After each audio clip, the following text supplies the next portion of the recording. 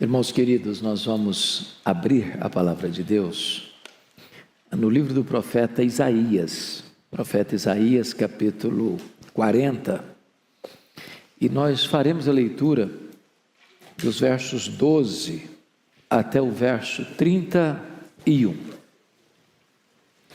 Profeta Isaías 40, versos 12 a 31.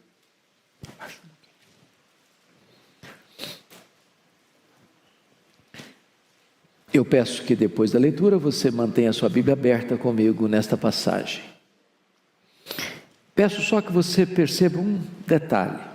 O texto todo vai ser regido por perguntas retóricas. Nas próprias perguntas a resposta já está embutida. Então leia com esse entendimento. Ele está tratando da majestade de Deus e ele diz assim: quem na concha de sua mão mediu as águas e tomou a medida dos céus a palmos? Quem recolheu na terça parte de um éfa o pó da terra e pesou os montes em romana e os outeiros em balança de precisão? Quem guiou o Espírito do Senhor? Ou como seu conselheiro o ensinou? Com quem tomou ele conselho para que lhe desse compreensão? Quem o instruiu na vereda do juízo e lhe ensinou sabedoria e lhe mostrou o caminho de entendimento? Eis que as nações são consideradas por ele como um pingo que cai de um balde, ou como um grão de pó na balança. As ilhas são como o pó fino que se levanta. Nem todo o Líbano basta para queimar, nem os seus animais para um holocausto. Todas as nações são perante ele como coisa que não é nada. Ele as considera menos do que nada, como um vácuo. Com quem comparareis a Deus? Ou que coisa semelhante confrontareis com ele? O artífice funde a imagem e o ourives cobre de ouro e cadeias de prata forja para ela. O sacerdote idólatra escolhe madeira que não se corrompe e busca um artífice perito para assentar uma imagem esculpida que não oscile. Acaso não sabeis? Porventura não ouvis? Não vos tem sido anunciado desde o princípio? Ou não atentastes para os fundamentos da terra? Ele é o que está assentado sobre a redondeza da terra, cujos moradores são como gafanhotos. É ele quem estende os céus como cortina e os desenrola como tenda para neles habitar. É ele quem reduz a nada os príncipes e torna em nulidade os juízes da terra. Mal foram plantados e semeados, mal se arraigou na terra o seu tronco, já se secam, quando um sopro passa por eles e uma tempestade os leva como palha. A quem, pois, me comparareis, para que eu lhe seja igual, diz o santo? Levantai ao alto os olhos e vede. Quem criou essas coisas? Aquele que faz sair o seu exército de estrelas, todas bem contadas, as quais ele chama pelo nome, por ser ele grande em força e forte em poder, nem uma só vem a faltar. Por que dizes, pois, ó Jacó, e falas, ó Israel, o meu caminho está encoberto ao Senhor, e o meu direito passa despercebido ao meu Deus? Não sabes? Não ouviste? Que o eterno Deus, o Senhor, o Criador dos fins da terra, nem se cansa, nem se fatiga? Não se pode esquadrinhar o seu entendimento. Faz forte ao cansado e multiplica as forças ao que não tem nenhum vigor. Os jovens se cansam e se fatigam, e os moços de exaustos caem. Mas os que esperam no Senhor renovam as suas forças, sobem com asas como águias, correm e não se cansam, caminham e não se fatigam. Amém. Aleluia. Irmãos amados, eu gostaria hoje de pensar com vocês como nós poderemos ter a nossa força renovada, a nossa esperança revitalizada, a nossa alegria remoçada. O profeta Isaías, ele está tratando aqui da majestade de Deus, da grandeza de Deus, da soberania de Deus. E eu não encontro nenhuma razão mais eloquente do que esta para termos uma igreja viva e uma igreja forte. A Bíblia diz que o povo que conhece a Deus é um povo forte e um povo ativo. A W. Tozer, que foi talvez um dos mais importantes escritores do século passado, ele diz que o maior problema da igreja, e ele está falando da igreja do século passado, e nós falamos da igreja de hoje, é que muitas vezes nós passamos a maior parte do tempo olhando para o nosso próprio umbigo, tomando o nosso próprio pulso. Se nós conhecermos a Deus, prosseguirmos em conhecer a Deus, isso é a própria essência da vida eterna. Foi Jesus quem disse: a vida eterna é esta, é conhecer a Deus e conhecer a Jesus Cristo, a quem tu enviaste. Mas quem é o nosso Deus? Quão grande é o nosso Deus? Quão poderoso é o nosso Deus? Quão digno de confiança é o nosso Deus? Quão digno de honra e glória é o nosso Deus? Pois bem, no texto que nós acabamos de ler, ele vai mostrar para nós a grandeza desse Deus. Primeiramente, notem comigo, em relação à própria criação que existe. Notem, por favor, o versículo 12, o que está escrito: quem na concha da sua mão mediu as águas e tomou a medida dos céus a palmos? Quem recolheu na terça parte de um éfa o pó da terra e pesou os montes em romana e os outeiros em balança de precisão? Ele está usando uma linguagem poética, mas ele está usando uma figura para nós incompreensível. Vejam vocês, mediu as águas na concha da sua mão. Se você pensar no Pacífico, no Atlântico, no Índico, no Mediterrâneo, nos mares, nos rios, pensa o que é isso? Tente esvaziar o Atlântico aí com um baldinho, veja quanto tempo você vai levar. É incompreensível para nós entender que ele tomou a medida dos céus a palmos.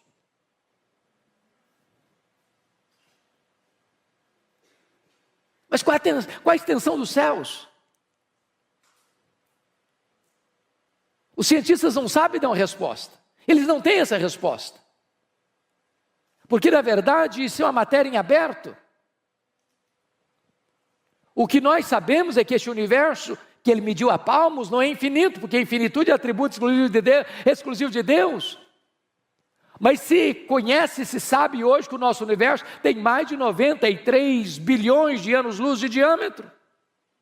Se você voasse na velocidade da luz, 300 mil quilômetros por segundo, você demoraria mais de 93 bilhões de anos para ir de uma extremidade à outra, e ele mediu tudo isso a palmos. Ele vai dizer que ele recolheu na terça parte de um éfa, não foi num éfa inteiro não. Na terça parte de um éfa, o pó da terra. E pesou os montes em romana e os outeiros em balança de precisão. É incompreensível isso para nós. Mas o profeta está usando essa figura bela, poética, romântica até, para provar para nós uma coisa: o seu Deus é o Deus majestoso. Ele é maior que tudo quanto ele criou. Veja comigo o verso 26. Levantai ao alto os olhos e vede quem criou estas coisas. Aquele que faz sair o seu exército de estrelas, todas bem contadas, as quais ele chama pelo nome, por ser ele grande em força e forte em poder, nenhuma só delas vinha a faltar. É outra coisa espantosa, porque os cientistas dizem que tem mais estrelas no firmamento que todos os grãos de areia de todas as praias e desertos do nosso planeta. Ele não apenas criou todas elas, ele batizou cada uma delas pelo nome. E porque ele é forte em força e grande em poder, quando as chama pelo nome, nenhuma só delas ia faltar. Este é o seu Deus, majestoso, glorioso, absolutamente digno de honra, de glória e de louvor da sua igreja. Mas em segundo lugar, veja comigo nos versos 13 e 14, que ele vai mostrar a grandeza do seu Deus em relação ao saber, ao conhecimento. Ele diz assim: quem guiou o Espírito do Senhor? Ou como seu conselheiro o ensinou? Com quem ele tomou conselho para que lhe desse compreensão? Quem o instruiu na vereda do juízo e lhe ensinou sabedoria e lhe mostrou o caminho do entendimento? Ele está perguntando em outras palavras para nós assim: em que escola ele estudou? Qual foi a faculdade que ele fez? Onde ele fez a sua pós-graduação? Onde ele fez seu mestrado? Onde ele fez seu doutorado? Onde ele fez seu pós-doutorado? Quem foi o professor de Deus? Quem instruiu a ele? Quem ensinou a ele? Quem deu a ele conhecimento? E aqui está algo tão sublime, porque todo saber procede de Deus, toda ciência emana de Deus. Ele é a fonte de todo conhecimento, Ele é a fonte de todo saber. É por isso que nós, povo de Deus, não desprezamos o nosso cérebro. Nós não jogamos o nosso cérebro fora. É por isso que nós valorizamos toda a ciência, todo o saber, porque toda ciência, todo o saber e toda a verdade procede de Deus, porque Ele é a fonte de todo o saber, de todo o conhecimento, de toda a ciência. Nós sabemos fragmentadamente, Ele sabe completamente. Nós sabemos parcialmente, Ele sabe o todo. Nós conhecemos em parte, mas então Ele conhece tudo, e haverá um dia em que Ele vai abrir para nós o painel do saber, e nós conheceremos como também somos conhecidos. Esse Deus é digno de honra e de glória. Mas, em terceiro lugar, confira comigo aí os versos 15 a 18, porque vai mostrar a grandeza de Deus, não só em relação à criação, não só em relação ao saber, mas em relação às grandes potências da época, as grandes nações da época. Veja, por favor, versos 15 a 18. Eis que as nações são consideradas por ele como um pingo que cai de um balde, ou como um grão de pó na balança. Olha o verso 17. Todas as nações são perante ele como coisa que não é nada. Ele as considera menos do que nada, como um vácuo. E ele usa uma linguagem aqui tremenda. Porque um pingo que cai de um balde, não dá para refrescar o chão ressequido, nem matar a sua sede. Ele olha para essas grandes potências, pense comigo nas potências do passado, o Egito, a Síria, a Babilônia, Império Medo-Persa, Império Greco-Macedônio, Império Romano. Pensa comigo hoje, Estados Unidos, China, Japão, Alemanha, Reino Unido, França, Europa, os países da África, os países da Ásia, os países da Oceania, os países da América do Norte, Central, do Sul. E ele considera todas essas nações, todas essas potências econômicas e militares como um pingo que cai num balde, como um pó numa balança de precisão.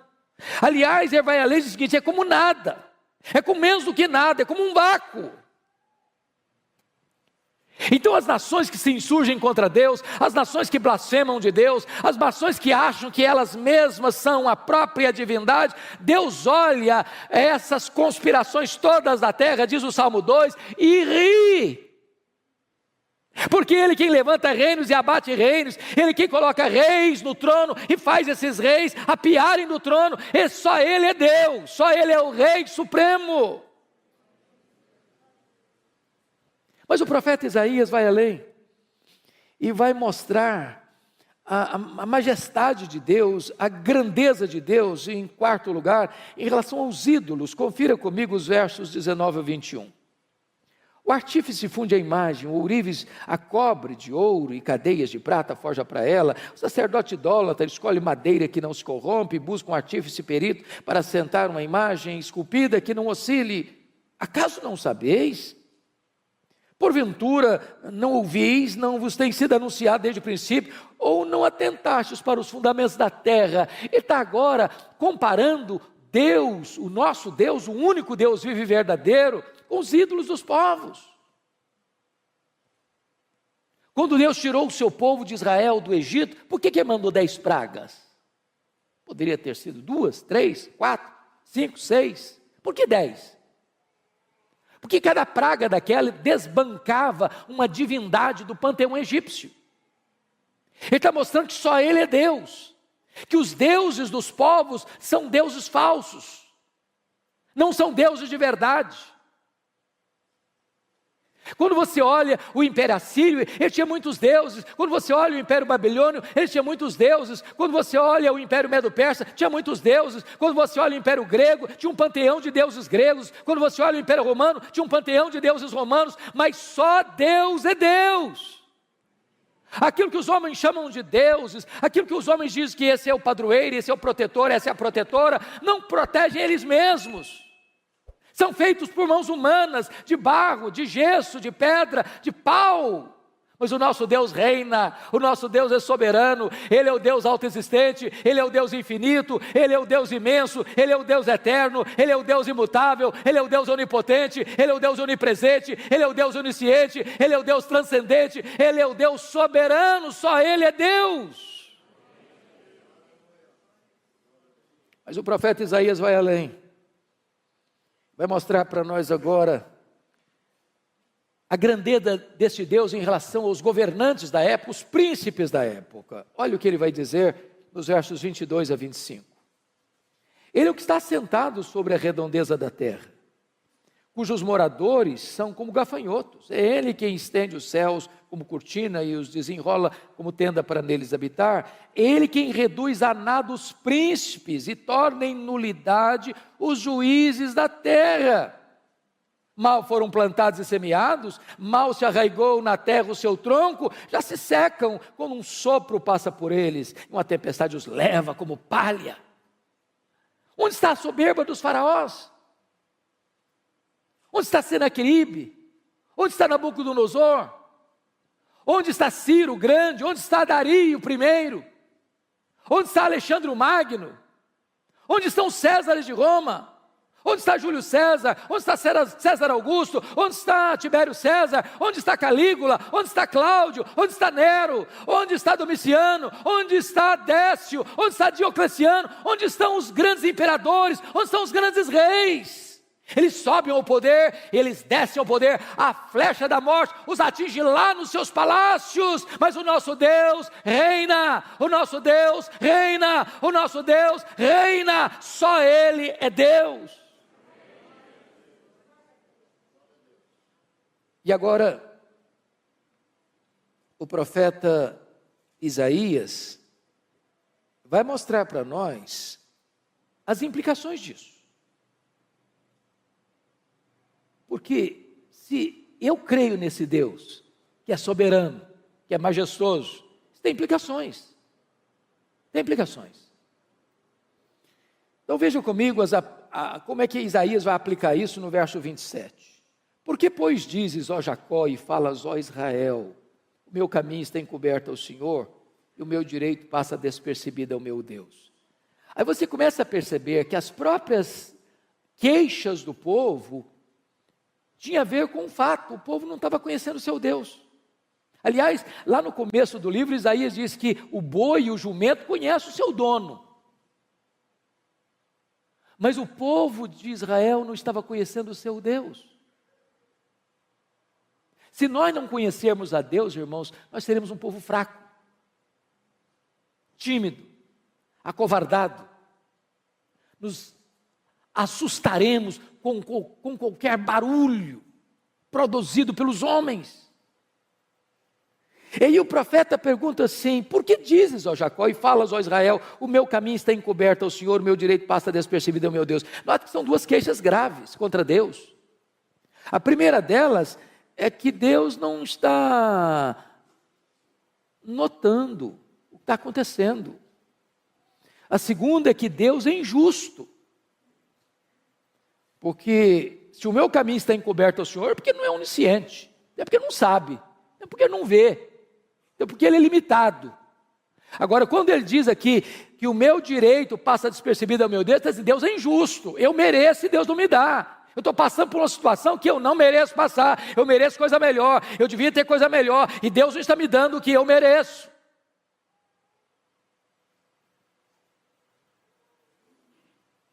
Aí o profeta responde assim, verso 28. Não sabeis? Não ouviste? Ou não sabes, não ouviste que o eterno Deus, o Senhor, o Criador dos fins da terra, nem se cansa, nem se fatiga, não se pode esquadrinhar o seu entendimento. Então, quer dizer uma coisa para você, Deus não fica lá no céu esfregando as mãos. Deus não é pego de surpresa. Deus não fica em apuros. Deus não está lá sem saber o que fazer com a pandemia. Deus não está lá sem saber o que fazer com os dramas que você está vivendo. Ele é Deus, ele não fica cansado, ele não fica fatigado, ele não fica em apuros, ele não fica contra a parede.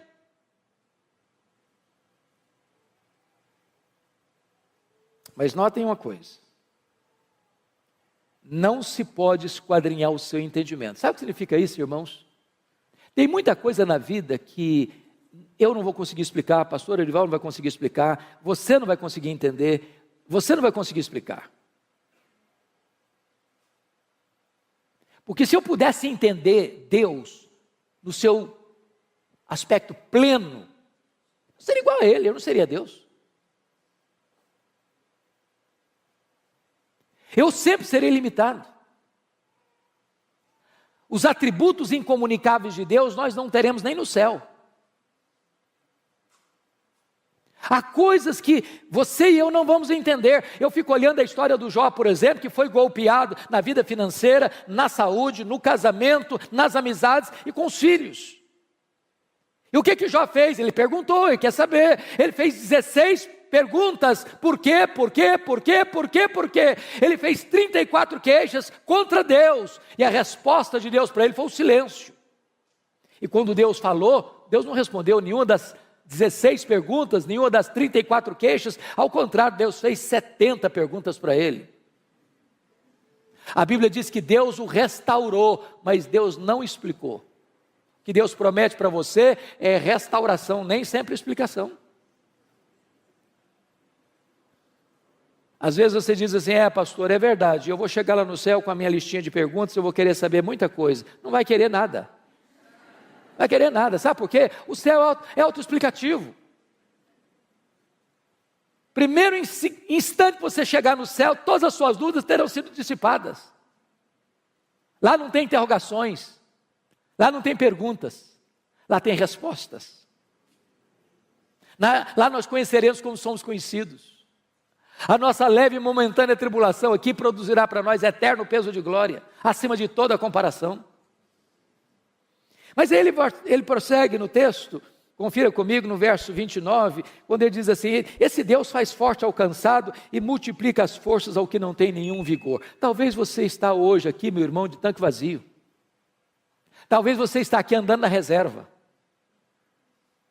E eu quero dizer para você que Deus trouxe você aqui nesta noite para dar uma B12 na sua veia espiritual.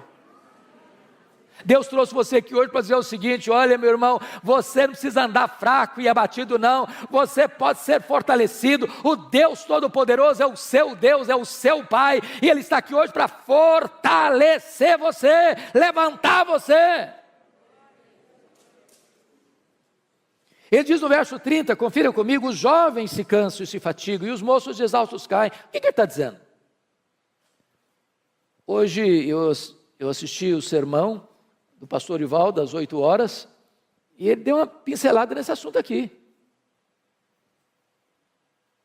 Se você confiar, jovem, na sua força, o jovem tem vigor, ele é forte, ele enfrenta a luta e vai para frente, vai para cima, ele tem força, ele tem vigor. Mas isso é limitado, sabia? Tem muito jovem cansado. Tem muito jovem arquejado. Tem muito jovem fatigado. E é Deus, e só Deus pode multiplicar suas forças, renovar seu ânimo, dar esperança para você. Por isso o texto no verso 31 diz algo sublime, mas os que esperam no Senhor, renova suas forças. Não é o forte na sua força, não é o sábio na sua sabedoria, não é o rico na sua riqueza, é os que esperam no Senhor. Não é o trabalho que você tem, não é a empresa que você dirige, não são os negócios que você tem, não é a tradição da sua família, não é os diplomas que você granjeou nos seus estudos acadêmicos, é os que esperam no Senhor. E aí ele faz uma comparação interessante. Os que esperam no Senhor renovam as suas forças, sobem com asas como águias, correm e não se cansam, caminham e não se fatigam. E eu fico sempre curioso quando leio isso aqui, porque eu li alguns livros de oratória, alguns livros de retórica, e quase todas as obras que eu li, se não todas, nesta área, diz que um discurso precisa terminar lá em cima e não lá embaixo. E se você e eu fôssemos o escritor desse versículo aqui, talvez seguindo as leis da retórica, da oratória, nós mudaríamos os verbos. Nós leríamos assim: os que esperam no Senhor caminham e não se fatigam, os que esperam no Senhor correm e não se cansam, os que esperam no Senhor sobem com asas como águia. Não é assim? Corre, anda, corre e voa. Só que o profeta bota não em grau ascendente, mas em grau descendente. Por quê? Muito provavelmente, porque as nossas forças são drenadas, desidratadas. Não é nas poucas vezes que nós voamos, nem nas algumas vezes que nós corremos. Tem muita gente que não consegue correr mais, o joelho não deixa. Me too. Mas às vezes a gente fica estressado, cansado, esgotado. É na dinâmica da vida, do andar. É a rotina da vida. Levar filho para a escola, pegar filho da escola, levantar cedo e ir para o trabalho, voltar do trabalho para casa. Domingo após domingo, vir para a igreja, voltar da igreja para casa. Essa rotina do andar esgota você. E Deus é poderoso hoje aqui para renovar-nos. Enquanto voamos, enquanto corremos, enquanto caminhamos. Mas aqui eu queria aproveitar, amanhã é feriado, Marival vai me dar um desconto. E eu queria olhar por que ele compara com a águia. Os que esperam no Senhor renovam as suas forças como águia, sobem com asas como águia. Por que ele está usando a figura da águia? Por que ele está nos trazendo esse tipo da águia? Primeiro, porque no mundo inteiro, irmãos, a águia é símbolo de otimismo, de força, de garra. E eu queria falar para você que se você espera no Senhor, você precisa ter um otimismo indestrutível. Crente não pode ser desanimado, crente não pode ser pessimista, crente não pode ficar puxando para trás. Crente não pode ficar olhando a vida de óculos escuros. Nós somos como a águia. Há pouco tempo, quer dizer, não, pouco tempo relativo, alguns anos, entrou no meu gabinete uma mulher chorando muito. E quando ela acalmou, eu disse: filha, o que está acontecendo? Ela disse: pastor, eu estava saindo de casa para vir para cá, e a minha vizinha pulou do 10º andar do apartamento dela, do prédio dela, se esborrachou no asfalto. E eu perguntei: mas que conexão tem isso com a sua vinda aqui? Ela me disse: é porque eu estou querendo fazer a mesma coisa, mas não tenho coragem. Eu falei: mas por que você quer se matar? Ela me respondeu: porque eu sou um problema. Eu perguntei: mas por que você acha que você é um problema? Porque o meu pai sempre me disse que eu era um problema. Aí eu saí de casa para me casar com o primeiro pretendente. Falei: o que aconteceu? Meu marido dizia as mesmas palavras do meu pai: você é um problema. Pastor, eu sou um problema. Falei: mas o que você fez? Falei: eu me divorciei dele, me casei de novo. Falei: o que aconteceu? O segundo marido dizia que eu era um problema. Falei: e daí? Falei: eu me divorciei dele, casei a terceira vez. Falei: o que está acontecendo? O meu terceiro marido me diz que eu sou um problema. Pastor, eu sou um problema, eu não mereço mais viver, eu não posso mais viver, eu quero me matar. Eu senti compaixão por aquela mulher e disse para ela 3 coisas. Ela é uma mulher cristã, membro de uma igreja evangélica. Eu disse: filha, 3 coisas eu preciso lhe dizer. Primeiro, você não é o que as pessoas dizem que você é. Segundo, você não é o que você pensa que você é. Terceiro, você é quem Deus diz que você é. Quem você é? Você foi criado à imagem e semelhança de Deus. Você é amada por Deus. Deus amou você e deu o seu filho para morrer em seu lugar. Você é a menina dos olhos de Deus. Nunca olhe para você e despreze você, que quando você despreza o projeto, você está desprezando o projetista. Valorize, porque você tem valor em Cristo. Em Cristo você é precioso, você é preciosa. Então lute pela sua vida, em vez de desistir dela. Mas ainda, irmãos, em segundo lugar, se nós somos como a águia, isso nos ensina uma segunda lição, o princípio da piedade progressiva. Diz os estudiosos que a águia sempre gosta de voar alto, alto, alto, sempre um pouquinho mais alto. O que significa isso se somos como a águia? Significa que o crente não pode ficar de altos e baixos, de avanços e recuos, em zigue-zagues na vida. Temos que voar alto, viver altaneiramente, pensar nas coisas lá do alto. Nós somos cidadãos dos céus. Aqui nós estamos como peregrinos e forasteiros. Aqui não temos casa permanente. Aqui não está o nosso lar permanente. Aqui não está a nossa pátria permanente. Nós somos testemunhas aqui, mas estamos a caminho da glória. Há uma outra ave que não consegue voar bem, sabia? Os voos são curtos, são baixos e desastrosos. É o pelicano. Mas sabe por que o pelicano não sabe voar alto, não consegue voar alto? É porque tem um papo muito grande. Sabe por que alguns crentes não conseguem voar alto? Tem um papo muito grande.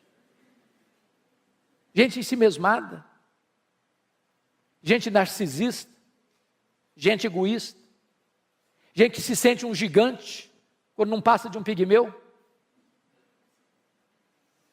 Mas a águia nos ensina uma outra coisa impressionante, é o princípio da dependência de Deus, total. Se você já viu uma fotografia, ou já viu uma águia de perto, ou uma fotografia bem feita, ou um desenho bem feito, você vai perceber que a águia tem as asas enormes, aparentemente desproporcionais ao tamanho do corpo. E por quê? Certamente não foi um cochilo do Criador, não foi um erro anatômico de Deus. A águia tem as asas tão grandes, sabe por quê? Porque ela faz voos muito altos e muito longos. Então a águia não fica ruflando as suas asas como um beija-flor. Ela chega lá nas alturas, aplana as asas e deixa que o vento a carregue. Se nós quisermos vitória na nossa vida espiritual, não é na força do braço, não é na força do nosso conhecimento, não é na autoconfiança. A Bíblia diz: não é por força, não é por poder, é pelo meu Espírito, diz o Senhor dos Exércitos. A Bíblia nos fala da plenitude do Espírito Santo. Nós temos que ser levados pelo vento do Espírito, para termos uma vida sublime, altaneira, para a glória de Deus. Mas, amados irmãos, os estudiosos foram olhar a águia e descobriram uma coisa aqui impressionante. A águia tem a capacidade lá nas alturas, a 1000 metros, olhar lá embaixo e ter clareza do alvo. E ela faz um voo como uma flecha para atingir o seu alvo. Quando foram pesquisar sobre isso, descobriram que nós temos na nossa retina um dispositivo chamado de fóvea, que nos dá a capacidade de olhar um quadro geral e nos concentrar num quadro específico. Como se eu estivesse olhando para o Arival, pastor Arival, mas não perdendo de vista o auditório. A capacidade que eu tenho de tirar um close do rosto dele sem perder vocês, é que eu tenho na minha retina esse dispositivo chamado fóvea. A águia, os estudiosos descobriram, ela tem 3 fóveas. Ela ao mesmo tempo consegue enxergar um alvo acima, na frente e embaixo. Mas se nós somos com a águia, o que significa isso? Nós temos que ter visão para cima, para o alto, para Deus. Tem gente, irmãos, que é cientista, pós-doutorado em algumas áreas do saber humano e não enxerga um palmo acima da cabeça. Tem um mínimo de discernimento espiritual. Tem gente que se tornou crente, muita gente se tornou crente e ficou uma pessoa assim alienada. Ela não tem mais conexão com a história, ela não tem mais conexão com a vida, ela parece que perdeu a capacidade de pensar e de refletir. Nós temos que conhecer a história, nós temos que conhecer o que o homem está pensando, nós temos que conhecer o que está acontecendo aí fora, nós temos que olhar para frente e discernir o nosso tempo, nós temos que ser como os filhos de Issacar, especialistas no tempo em que vivemos, para não sermos massa de manobra. Mas nós temos que olhar lá para baixo, irmãos. Eu estou chegando hoje de Guiné-Bissau, estava compartilhando com o pastor a dor do meu coração. A dor do meu coração. Eu estive em 2019 em Angola, já fiquei chocado, mas Guiné-Bissau é dezenas e dezenas de vezes uma situação mais crítica do que Angola. A pobreza generalizada. A expectativa da população é ter um prato de comida para o dia. Quando a pessoa melhora a sua condição de vida, ela consegue cobrir a casinha dela de zinco, que faz barulho demais quando chove, e é quente demais, e é um país muito quente. Não tem emprego, não tem dinheiro. Estava retornando, conversando com a médica que estava lá, prestando serviço de caridade, e ela disse que o único hospital, as camas estão podres e não tem o mínimo de remédio, mas o mínimo, o básico do básico. Mulheres, crianças e velhos com a bacia na cabeça, vendendo um pouquinho de pepino, ou de cebola, ou de batata, para conseguir um pouquinho de comida naquele dia. E nós precisamos olhar para baixo. E termos misericórdia, não só de sentimento, mas de ação, de fazer alguma coisa. Quando tantas vezes você reclama da casa que mora, do carro que anda, da comida que tem na mesa.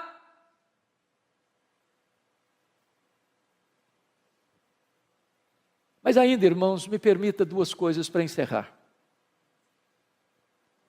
Lá no Salmo 103, versículo 5, a Bíblia diz que Deus renova a nossa mocidade como a da águia. Isso é impressionante para mim. Porque se Deus renova a minha mocidade como Deus renova a mocidade da águia, eu tenho que saber como é que Deus renova a mocidade da águia. E a águia tem uma capacidade de superação incrível. Porque quando ela percebe que ela está com as suas penas enferrujadas, com o seu bico enferrujado, com as suas garras impotentes, ela faz algumas coisas interessantíssimas. Ela se isola, ela fecha a sua agenda, ela para a sua atividade, e ela vai lá para o alto de um penhasco e fica lá, sozinha. Tem hora, amado irmão, que nós precisamos dar uma parada, para saber por que eu estou fazendo o que eu estou fazendo. Não tem nada mais perigoso do que o ativismo, sem reflexão. Deus não nos chamou prioritariamente para fazer a sua obra, Deus nos chamou prioritariamente para andarmos com Deus da obra. Tem hora que é preciso fazer um retiro, não na direção de uma coletividade, mas da solidão, talvez da solidão do seu quarto. A águia, ela mesma tira as suas penas enferrujadas. Talvez é hora de você tirar algumas penas enferrujadas. O pastor já explicou dos pecados. Alguns pecados, alguns hábitos, alguns vícios, algumas manias, algumas idiosincrasias. Que se grudaram, que viraram hábito, que viraram vício. Que é preciso tirar.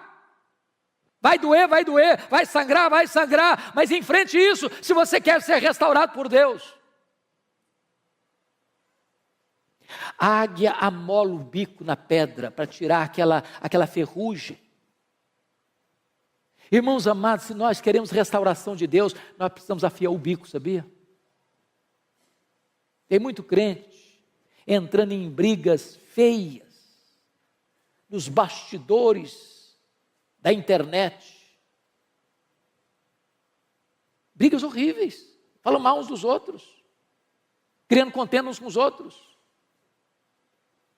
Está na hora de parar com isso, não perder tempo com isso, para ler um pouco mais a nossa Bíblia, orar um pouco mais, buscar mais a Deus, consagrar-nos mais, usar melhor o nosso tempo. A águia bate com as garras na pedra, para que aquelas garras frágeis caiam e possam surgir novas garras fortes. Nós precisamos de armas, não enferrujadas, mas poderosas em Deus, para destruir fortalezas e anular sofismas. Quando a águia termina todo esse processo, daqui a pouco ela vai se remoçando, as penas vão nascendo, o bico vai nascendo, as garras vão nascendo, e ela sai de lá completamente remoçada para dar início novamente às suas atividades. Mas eu quero concluir, porque está escrito lá em Jó, talvez você pudesse conferir comigo, Jó capítulo 39, e esse é um dos textos mais incríveis da Bíblia, versículo 27 e 28, está escrito assim em Jó 39, 27 e 28. Ou é pelo teu mandado que se remonta a águia e faz alto o seu ninho, habita no penhasco, onde faz a sua morada, sobre o cume do penhasco, em lugar seguro. Olha que lição, se nós somos como a águia. A águia coloca o ninho dos seus filhos no alto dos penhascos, longe dos predadores. Meus irmãos, se existe uma geração que tem predador de criança, é a nossa geração.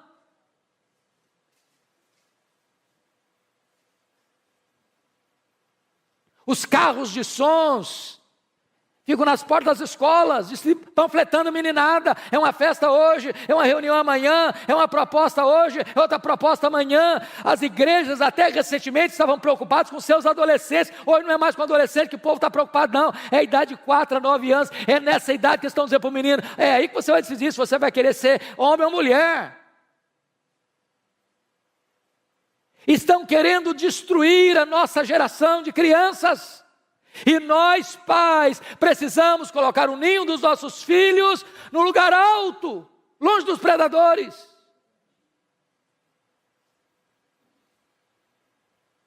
Agora vá comigo para Deuteronômio 32, 11, porque tem outra lição importante lá, sobre a águia, essa questão do cuidado da família.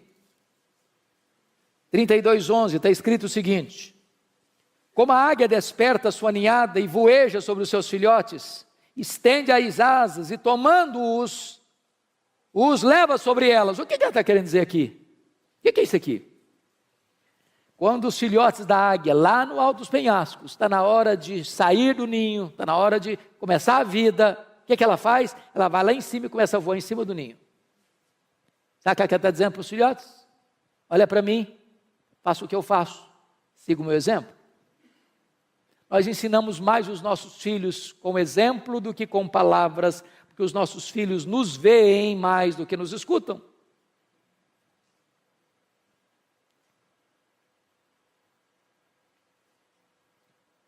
Mas talvez você pergunte, pastor, eu sou um pai exemplar, eu sou uma mãe exemplar e eu estou tendo problema em casa. Eu admito isso. Às vezes a gente tem que pegar mais leve com alguns pais. Porque eu vejo um Samuel tendo filhos complicados. Eu vejo um Davi tendo filhos complicados. Eu vejo um rei Ezequias tendo um filho muito complicado. Mas o que a águia faz quando os filhos não querem seguir o exemplo? Ela vai lá no ninho, tira o capim macio, deixa só os espetos. Tem hora que a única linguagem que os filhos vão entender é a linguagem da disciplina. Por favor, não entenda que eu estou falando de espancar filho, de agredir filho, de achatar a autoestima do filho, não é isso que eu estou falando. Mas todo filho, toda filha precisa de disciplina. Disciplina é um ato responsável de amor. Todo filho, toda filha precisa de limites. Que horas vai sair? Aonde vai? Com quem vai? O que vai fazer? Que hora volta? Filhos sem limites vão ser o desgosto dos pais. Mas alguém pergunta, pastor, e se os filhos nem a disciplina aceitam e se recusam a ser corrigidos? O que se faz? A águia toma uma atitude radical. Ela arranca o filho do ninho e joga no espaço. Filhote que nunca voou, não sabe voar, vai dando cambalhotas. E ela deixa, até fazer o que ela faz aqui. Estende as asas, tomando-os, os leva sobre ela.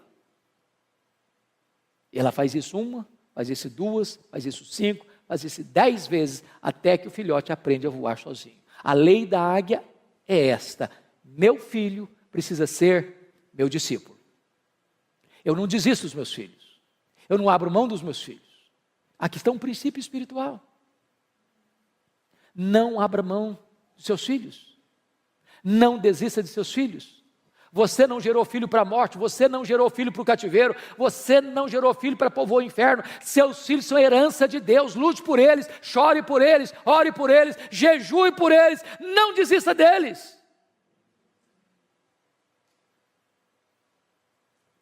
Mas eu encerro aqui, contando para vocês um fato que marcou minha vida, quando li essa história, há muitos anos. Aconteceu no Rio de Janeiro. Uma escola militar, de orientação militar, filho de um militar. Esse menino chamava Netinho. E um dia a professora do Netinho, ele era um pré-adolescente, foi abordado pela sua professora, porque a professora entendeu que ele estava colando na prova. Tomou a prova dele, deu 0, chamou os pais e expôs a situação diante do menino. Os pais ficaram muito aborrecidos com o filho, o menino muito envergonhado. Na volta para casa, o Netinho disse: papai e mamãe, eu posso explicar o que aconteceu? Os pais disseram: não, nós estamos com vergonha do que você nos fez passar, você não tem o direito de falar conosco. E o menino murchou, encolheu, rendido a uma grande tristeza. Passou uma semana: papai e mamãe, posso falar com vocês? Não, você não tem o direito de falar conosco. E o menino se entregou a uma profunda tristeza. Depois de uns 15 dias, o menino muito triste, sem poder falar com os pais, o pai pegou a mãe, foram ao supermercado fazer compra, deixou o revólver, ele era militar, em cima da geladeira. Netinho pegou um papel, pegou uma caneta, começou a escrever uma carta. Diz: papai e mamãe, me perdoem, mas eu não suportei a dor de não poder olhar nos olhos de vocês e falar com vocês. Falar que eu fui inocente. A minha professora se equivocou. Mas eu não tive o direito de me defender, nem mesmo com vocês. Eu não aguentei essa dor, me perdoem. Pegou o revólver do pai, deu um tiro na cabeça. Quando os pais chegaram, o Netinho estava caído numa poça de sangue, com o revólver de um lado, a carta do outro. E aquilo mexeu com a nação brasileira, trazendo um alerta para nós. Nossos filhos não são perfeitos, como nós não somos perfeitos. Se eles errarem, precisamos perdoar.